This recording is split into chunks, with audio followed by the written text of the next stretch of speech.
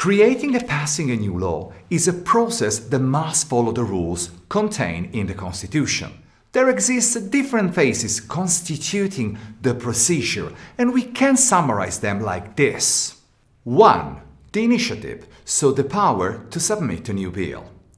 Keep in mind that this does not mean that the bill will pass, but only that it will be discussed, although it could be immediately dismissed. 2. After the initiative, there has to be the approval of the chamber where the bill has been submitted, either to the Senate or the Chamber of Deputies. 3. Therefore, the bill is now ready to be transferred to the other chamber, which must approve the bill without changing the text or approving new amendments. 4. If any change in the original text is made, the bill must return to the original chamber to approve the changes and vote on an identical version of the bill. This is the so-called navette system, and in Moy's law, the process of approving a new bill, given that both senators and deputies are allowed to vote on new amendments. But let's go on now. Once an identical text has been passed by the two chambers, then the head of state must promulgate the law. At this stage, the president has the possibility to resend the law to the chambers for re-examination.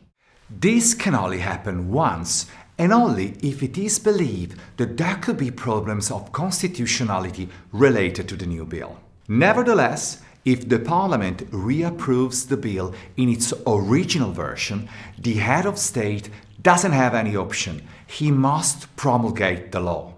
The promulgated new law is published in the official gazette, and it enters into force after 15 days, unless the law just passed does specify a certain date.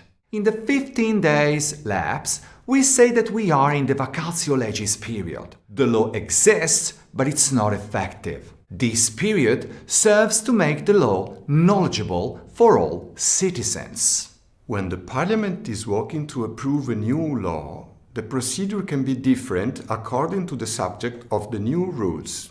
The so-called ordinary procedure, which is the slowest procedure, is always necessary in these scenarios. If the new law is about constitutional and electoral laws, if the government needs authorization to pass delegated legislation, for legislation concerning the ratification of international treaties, and for the approval of the state's budgets and account. The ordinary procedure functions on different steps. First, a bill accompanied by an explanatory report can be submitted by any member of the Parliament, the government, at least 50,000 voters, by one of the 20 regional councils, the National Council of the Economy and Labour. Second, the bill is given to a competent parliamentary committee. What does competent mean? It depends on the nature of the bill. For example, if the new bill is about protecting the environment, the bill will be assigned to the Environment Committee.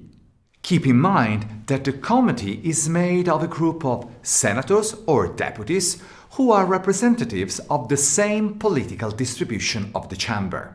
The committee prepares the text of the bill for the Assembly with a report containing observation regarding that specific bill, together with the text of the bill to be discussed and, if applicable, the approved amendments. Therefore, the Assembly, in a plenary debate, discusses the bill. Each provision of the bill is examined and a vote is held on the amendments to the text prepared by the committee. Then, the plenary holds a vote on the project as a whole. The ordinary procedure can be quite long.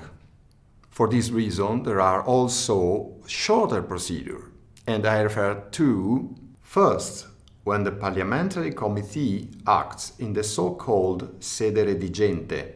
This means the committee examines the new bill approving all amendments. The Assembly will only hold a vote on the final text. Second, the parliamentary committee acts in the so-called sede legislativa. This means the committee examines the new bill, approves the amendments, and votes on the final text. The bill does not go before the Assembly. Remember, abbreviated procedure cannot be used in the following cases. If the bill is about constitutional and electoral laws, if the government requires authorization to pass delegated legislation, if the bill concerns the ratification of international treaties, and if the bill is about the approval of the state's budget.